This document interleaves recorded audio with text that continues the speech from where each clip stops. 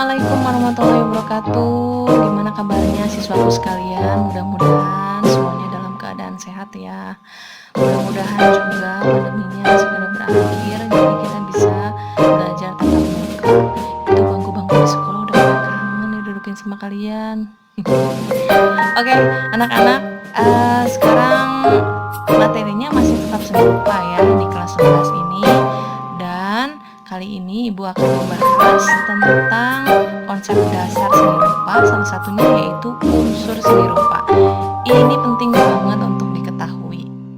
Nah, kayaknya kalian nggak akan asing ya untuk mendengar unsur seni rupa. Sejak SMP, kalian pasti sudah mengenal apa-apa saja sih yang termasuk dalam unsur seni rupa.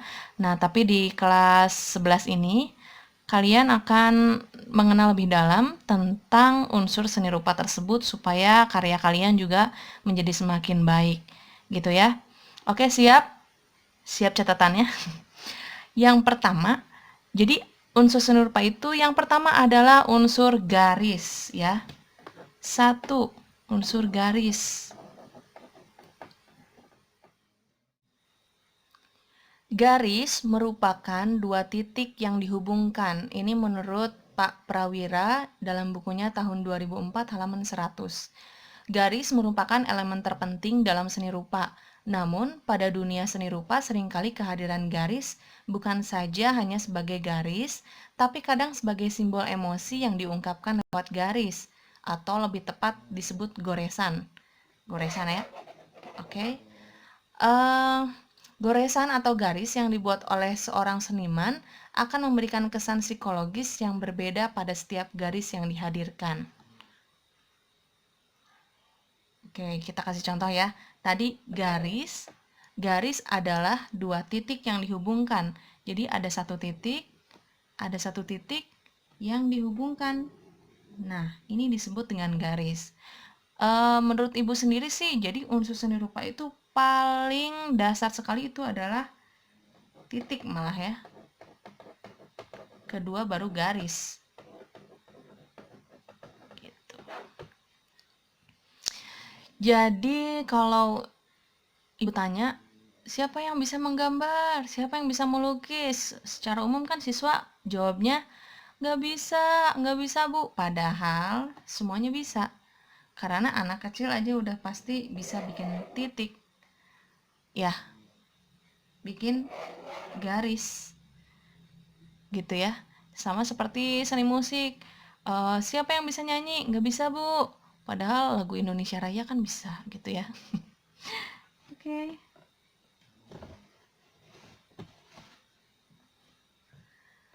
Nah, tadi dilanjut ya, garis itu ternyata bukan hanya goresan semata, asal-asalan set, bukan. Tapi ternyata si goresan itu, kalau kita analisis, itu dia mengandung unsur emosi.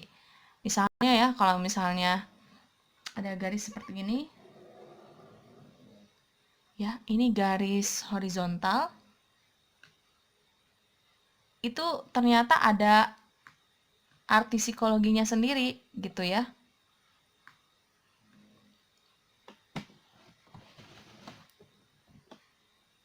Kalau gini, itu juga kalian pasti bisa nebak ya, ekspresi ibu tuh lagi gimana, perasaannya tuh lagi gimana gitu. Jadi garis itu penting banget sih dalam seni rupa mah. Oke, kita bahas ya, ada beberapa yang sudah diketahui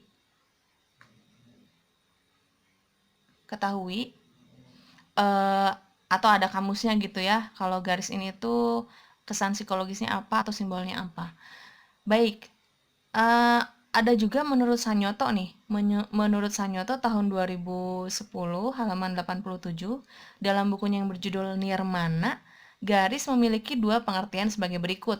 Yang pertama, suatu hasil goresan yang disebut garis nyata atau kaligrafi. B. Batas atau limit suatu benda, batas sudut ruangan, batas warna, bentuk massa, rangkaian massa, dan lain-lainnya disebut garis semu atau garis maya. Nah, Sanyoto sendiri ini jadi dia lebih detail ya. Jadi Sanyoto itu menyebutkan bahwa garis itu ada dua macam, ada garis nyata, garis nyata. Ya, garis nyata itu yang seperti jelas Ibu gambarkan.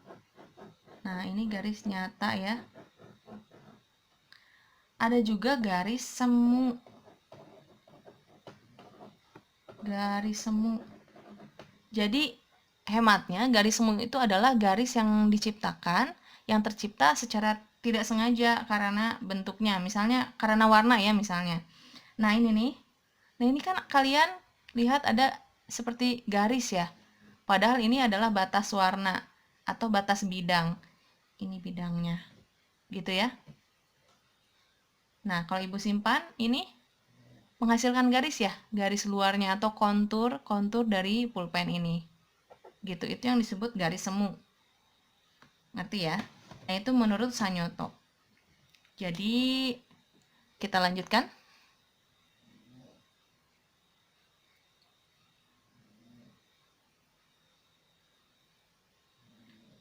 Nah, garis juga memiliki raut. Raut adalah ciri khas suatu bentuk. Maka raut garis adalah ciri khas bentuk garis. Dipaparkan sebagai gambar berikut ya. Yang pertama nih, raut garis. 1. Raut itu bentuk ya secara visualnya. Jadi kalau kita klasifikasikan, garis itu ada yang pertama disebut garis lurus ya. Garis lurus. Garis lurus itu ada arahnya juga macam-macam ya. Ada yang horizontal, ada yang apa ini namanya? Vertikal, ya kan? Terus ada juga yang diagonal. Tuh. Paham ya? Sekarang yang kedua, garis itu selain garis lurus ada juga garis lengkung.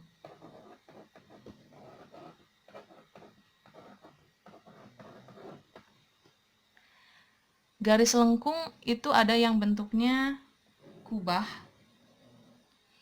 terus ada yang bentuknya busur, ada juga yang bentuknya lengkung mengapung. Gitu. Ya, cukup paham pasti ya. Next, yang ketiga, itu ada garis majemuk.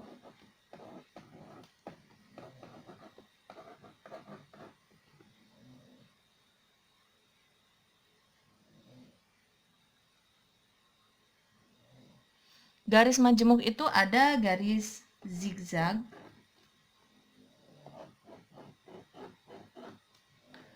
terus ada garis lengkung S. Gitu ya. Garis majemuk itu salah satu jenisnya ada garis zigzag, ada juga garis lengkung S.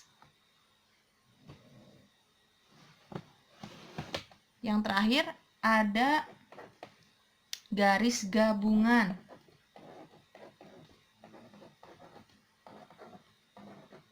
Garis gabungan ya. Misalnya kayak gini. Nah, ini disebutnya garis gabungan bebas ya.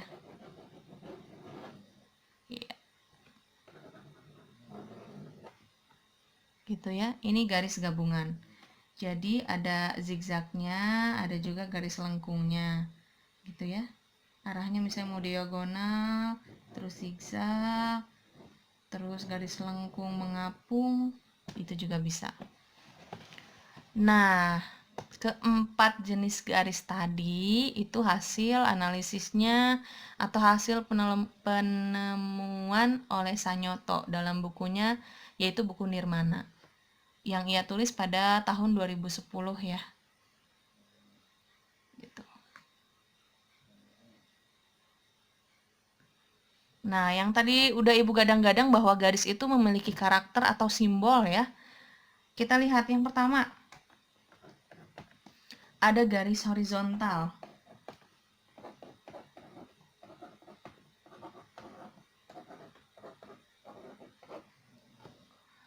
Garis horizontal ini memiliki karakter garis kayak gimana sih? Horizontalnya dulu ya, gini. Nah, garis horizontal ini memiliki karakter yang tenang, terus damai, terus pasif, terus kaku, dan kemantapan. Ya, kalau kita bisa kaitkan, misalnya ada orang yang meninggal, ya kan? Itu kan simbolnya garis lurus ya. Itu artinya udah tenang, damai, terus kaku, mantap, dan pasif. Gitu ya. Kebayang ya kalau misalnya tidur terus pasti tenang gitu ya. Damai, pasif. Terus yang kedua, ada garis vertikal. Garis vertikal yang ke atas ini. Oke, sekarang garis yang ketiga yaitu garis diagonal. Garis diagonal itu arahnya bisa ke kanan, terus bisa juga ke kiri. Nah, ini garis diagonal ya. Garis diagonal ini memiliki karakter garis adanya unsur gerakan atau movement ya. Terus gerak lari atau malah meluncur gitu ya. Meluncur. Kayak serodotan gitu ya. Terus dinamis. Artinya itu dinamis itu nggak statis. Udah pasti. Tak seimbang.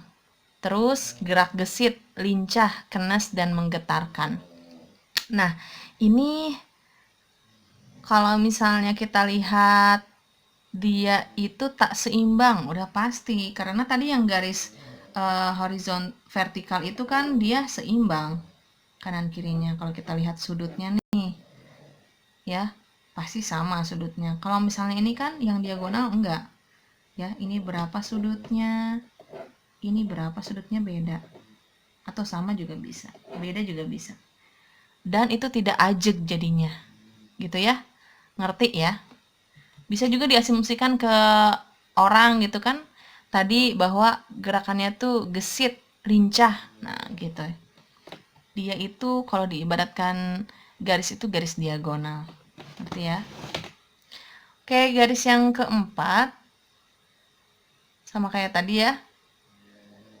Adanya garis lengkung. 4 adalah garis lengkung.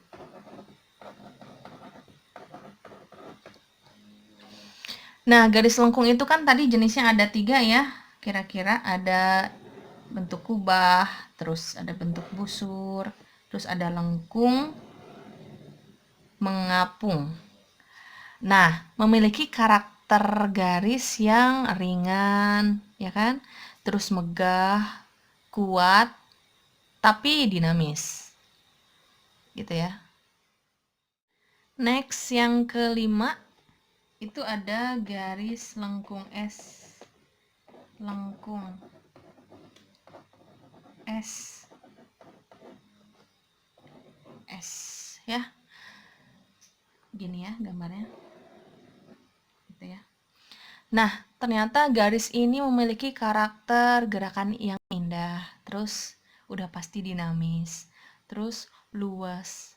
Bisa dibilang jadi line of beauty ya. Tuh kan. Ini lebih lentur dari yang tadi. Yang tadi kan garis lengkungnya, kalau yang busur malah dia kan diukur pakai busur. Terus ada juga yang tadi garis lengkung, ini jadi dia lebih kuat.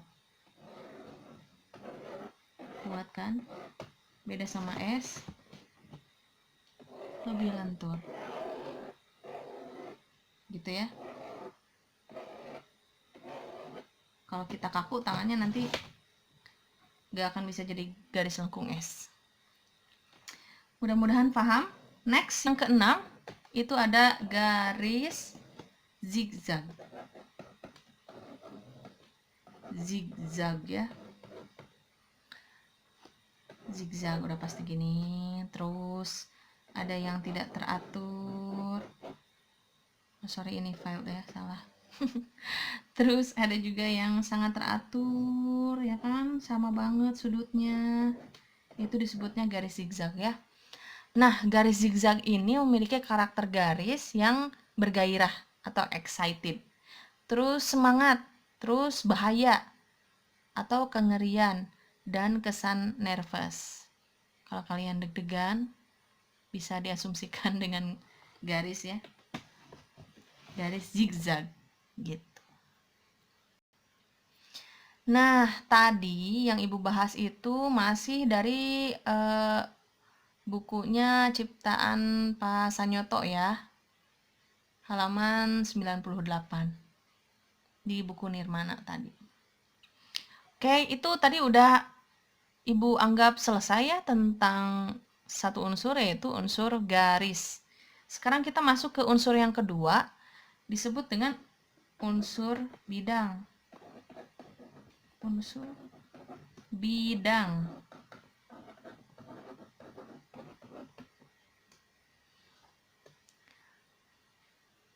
Kartika 2004 halaman 41 dalam bukunya yang berjudul Seni Rupa Modern mengungkapkan bahwa shape atau bidang tersebut kadang-kadang mengalami beberapa perubahan di dalam penampilannya atau adanya transformasi yang sesuai dengan gaya dan cara mengungkapkan secara pribadi seniman.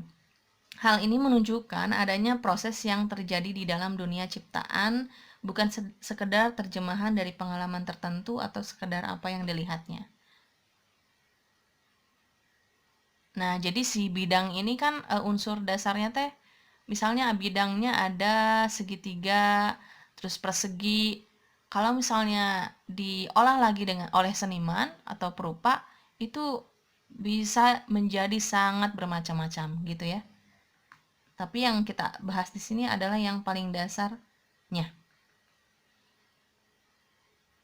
Nah, tadi kan dibahas adanya perubahan wujud. Yang tadi Ibu bilang, misalnya dari bentuk oval, berubah menjadi lingkaran, menjadi bunga, dan sebagainya. Nah, itu si perubahan wujud itu ada beberapa jenis, ya kan? Yang pertama itu ada stilasi.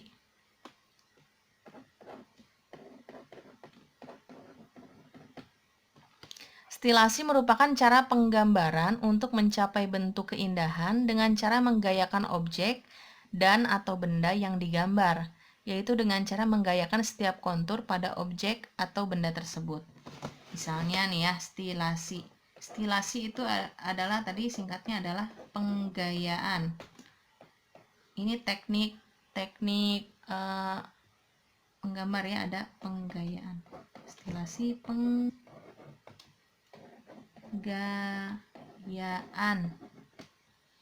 Misalnya, kalau misalnya kita lihat ini nih ya,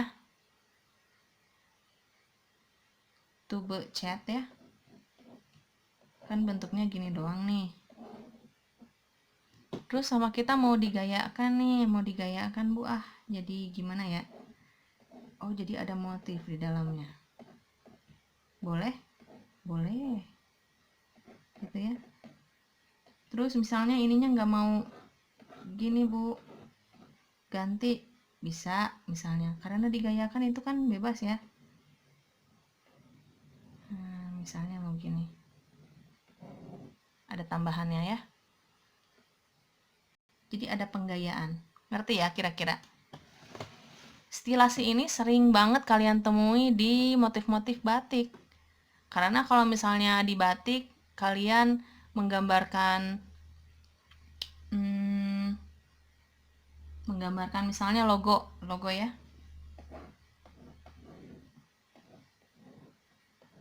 Kalau cuman gini aja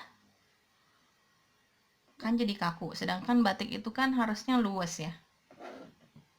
Secara umum harusnya luas, tapi kalau sekarang kan makin kontemporer, makin modern, jadi lebih suka yang agak kaku gitu ya, dan lebih simple. Misalnya ini mah.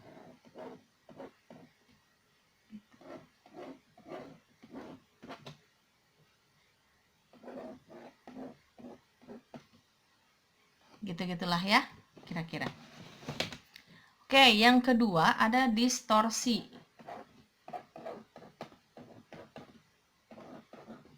Ini kita masih bahas tentang perubahan wujud ya, jenis-jenis perubahan wujud. Yang kedua ada distorsi adalah penggambaran bentuk yang menekankan pada pencapaian karakter dengan cara menyangatkan wujud-wujud tertentu pada benda atau objek yang digambarnya. Misalnya, kalian temukan di gambar karikatur. Ya, misalnya di karikatur nih.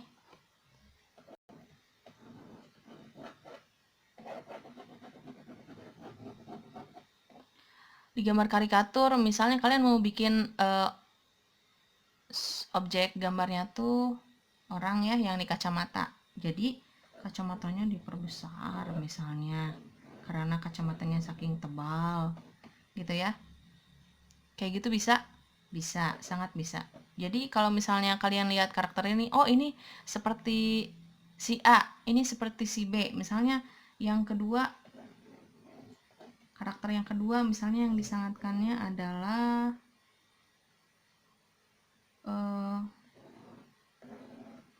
adanya hidungnya misalnya besar, misalnya adanya tai lalat.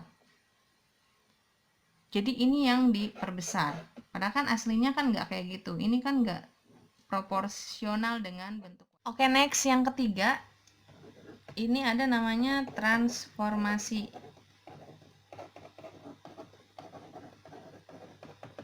Nah, transformasi itu artinya adalah penggambaran bentuk yang menekankan pada pencapaian karakter dengan cara memindahkan, trans itu kan pindah tadi ya, cara memindahkan wujud atau figur dari objek lain ke objek yang digambar.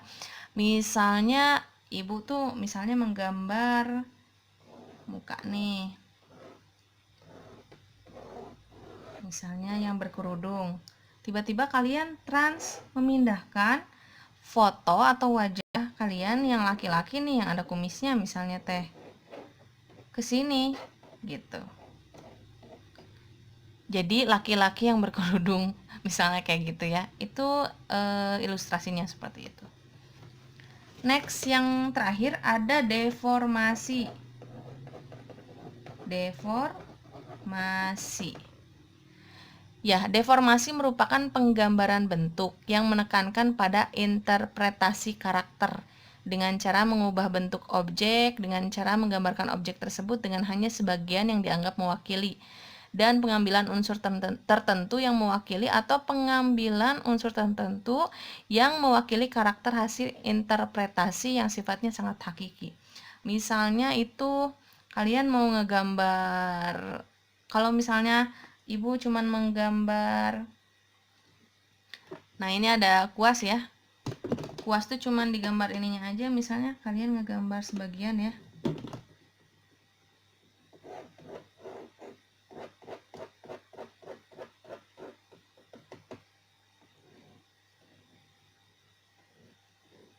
Nah kayaknya orang juga tahu ini tuh kuas gitu, bukan malah jadi sikat gigi gitu kan. Kalau sikat gigi kan ininya tongkatnya nggak ke sini gitu, jadi hanya digambarkan sebagian atau bagian yang terpentingnya tuh apa, misalnya tombol keyboard ya di laptop tuh, ini tulisannya backspace, terus del misalnya ya, terus ins. Nah ini si simbol-simbol ini tuh kalian gambarkan dan orang itu pasti tahu, oh itu berarti gambar laptop, oh itu berarti gambar telepon, kayak gitu-gitu. Jadi hal-hal yang pentingnya aja, bentuk yang pentingnya aja. Ngerti ya? Oke, itu beres ya tentang bidang. Kalau pendapat ibu sendiri, jadi bidang itu adalah gabungan dari beberapa garis, malah beberapa garis yang disambungkan atau digabungkan, yang bertemu ya. Ini ada satu garis, terus ada satu garis lagi, terus ada satu garis lagi. Jadi 3 garis yang digabungkan itu disebutnya bidang. Itu menurut Nida Soria. Oke ya. Next, yang ketiga ada unsur tekstur. Ya. Tekstur. Menurut Kartika, tahun 2007 halaman 38 menyatakan bahwa tekstur adalah unsur rupa yang menunjukkan rasa permukaan bahan yang sengaja dibuat dan dihadirkan dalam susunan untuk mencapai bentuk rupa, sebagai usaha untuk memberikan rasa tertentu pada permukaan bidang, pada perwajahan bentuk, pada karya seni rupa secara nyata atau semu. Nah, lebih singkat, Sanyoto menyatakan bahwa tekstur adalah nilai atau ciri khas suatu permukaan atau raut. Dari berbagai tekstur tersebut ada yang bersifat teraba dan bersifat visual, gitu ya. Jadi ada yang bersifat bisa dipegang, ini nih, gitu ya. Terus ada juga yang secara visual aja juga udah kelihatan itu teksturnya seperti apa. Terus tekstur raba adalah tekstur yang dapat dirasakan lewat indera peraba oleh ujung jari. Sedangkan tekstur lihat adalah tekstur yang dirasakan lewat panca indera atau penglihatan. Nah, tekstur raba sendiri sifatnya nyata, sedangkan tekstur lihat bersifat semu, karena apa yang dilihat belum tentu sesuai dengan kenyataan. Gitu ya. Jadi tekstur itu ada tekstur nyata tadi ya. Terus ada tekstur semu. Ada juga klasifikasinya dari tekstur yang dilihat, diraba. Terus yang kedua ada yang hanya dilihat. Gitu ya.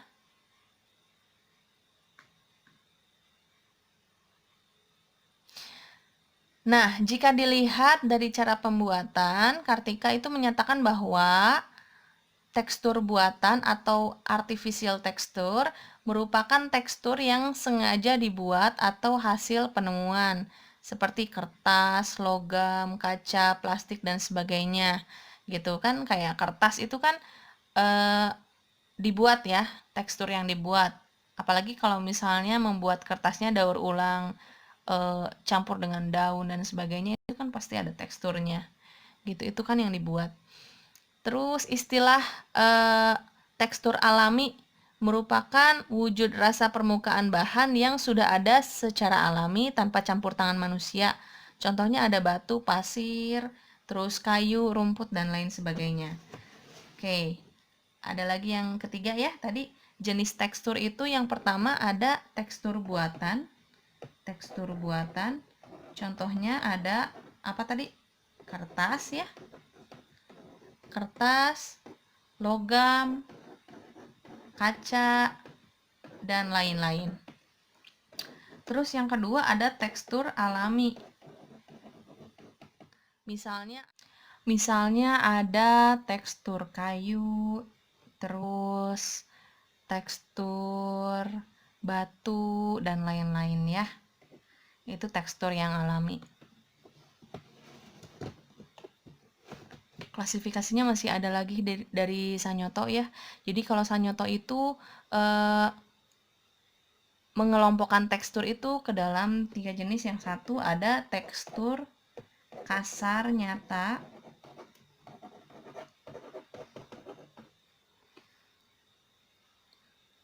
terus ada tekstur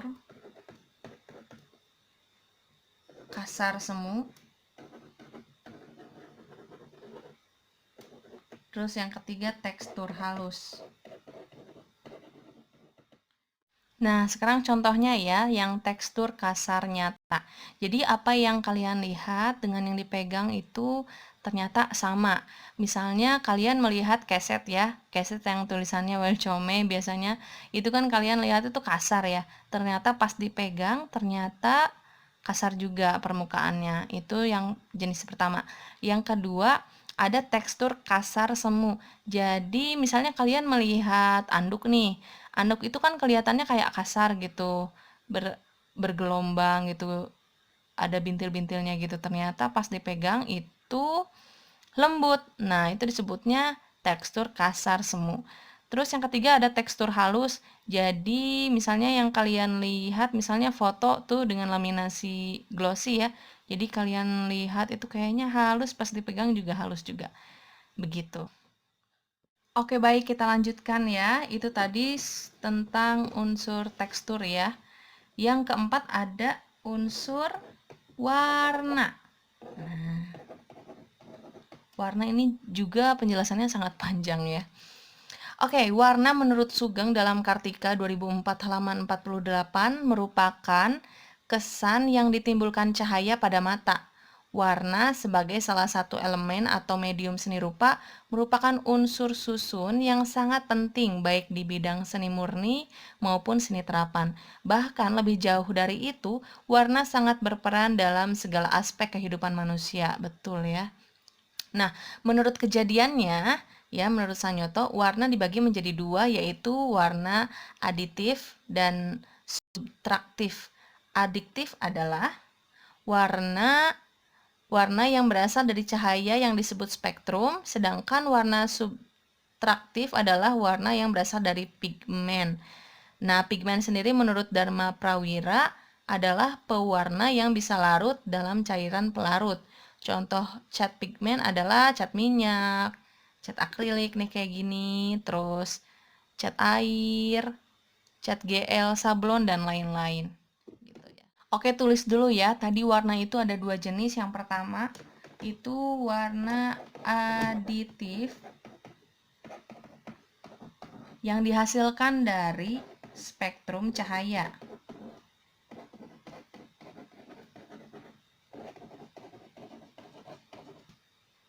Nah, lebih detailnya kalian bisa temukan di pelajaran fisika ya. Terus yang kedua ada warna subtraktif.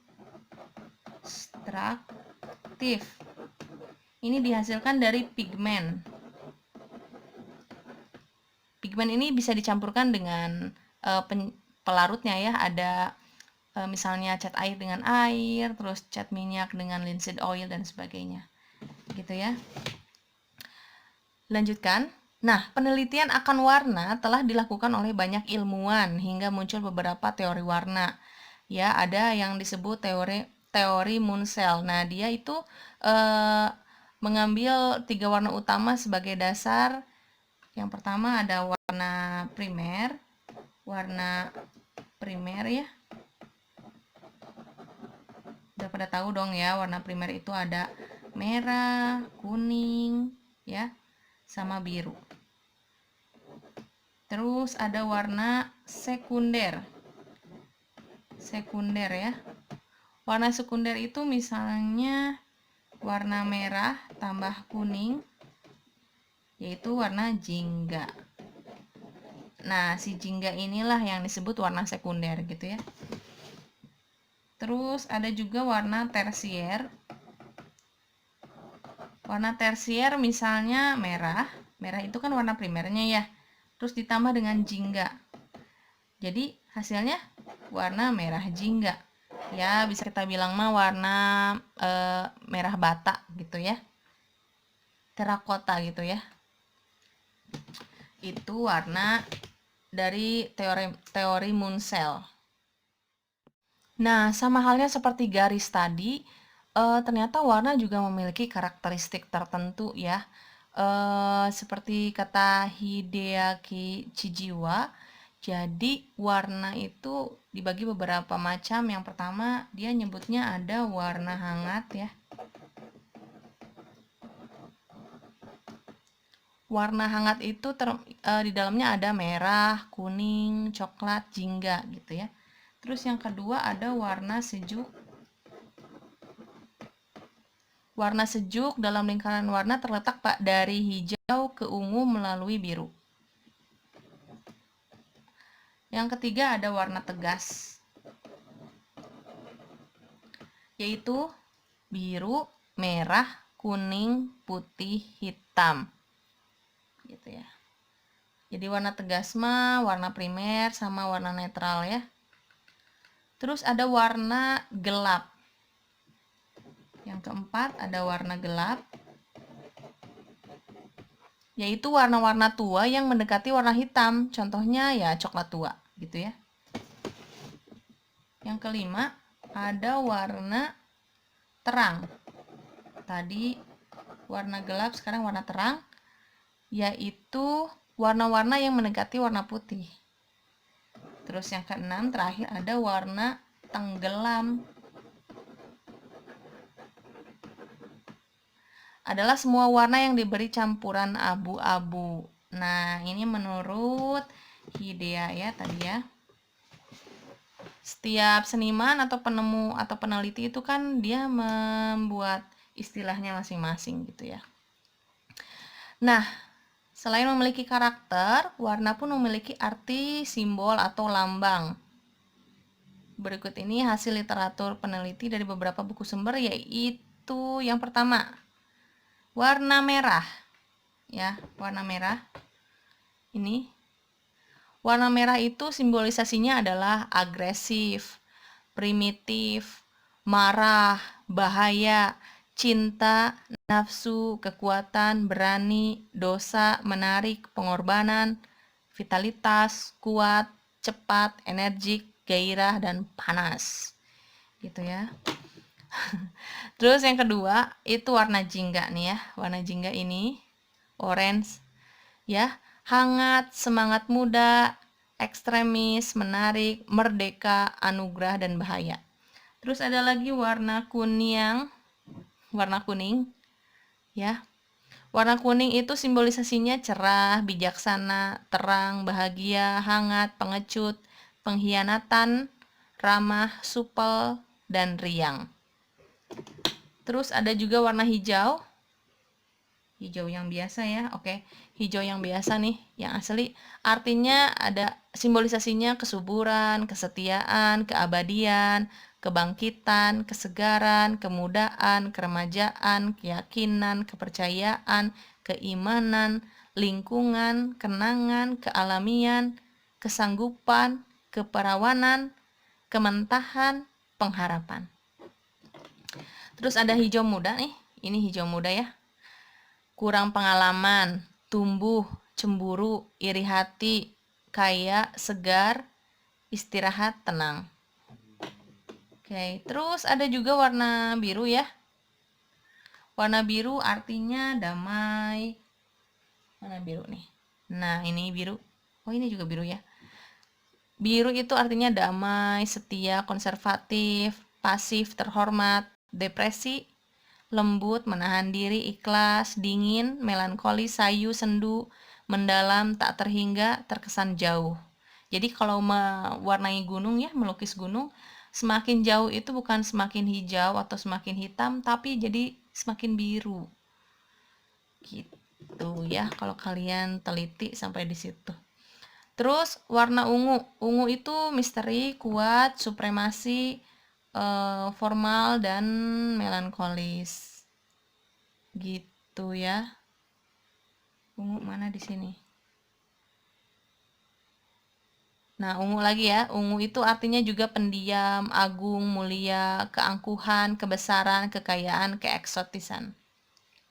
Terus ada lagi warna coklat ya. Warna coklat nih. Mana ya? Susah. Warna coklat itu hangat, tenang, alami, bersahabat, kebersamaan, sentosa, rendah hati. Terus warna hitam ini ya, artinya kuat, duka cita, resmi, kematian, keahlian, tidak menentu. Terus ada juga abu-abu, artinya tenang, bijaksana, rendah hati, berani mengalah, suasana kelabu, keraguan-raguan. Putih artinya senang, harapan, murni, lugu, bersih, spiritual, pemaaf, cinta, dan tenang. Ya, ini arti-arti ini Ibu kemas dan diadaptasi dari Dharma Prawira dan juga Sanyoto dalam bukunya masing-masing. Ya, siswaku sekalian, itu tadi penjelasan tentang unsur seni rupa. Bisa dibilang ada 5 atau 4 lah ya, 4 unsur seni rupa. Ya, yang pertama menurut Ibu ada titik dulu ya. Titik, garis, bidang, tekstur, dan warna. Nah, pembelajaran selanjutnya kita akan bahas tentang prinsip seni rupa. Jangan lupa tentang unsur ini ya. Oke, mudah-mudahan pemaparan ini bermanfaat dan kalian paham. Terus mohon maaf apabila ada kesalahan. Dadah, bye-bye. Assalamualaikum.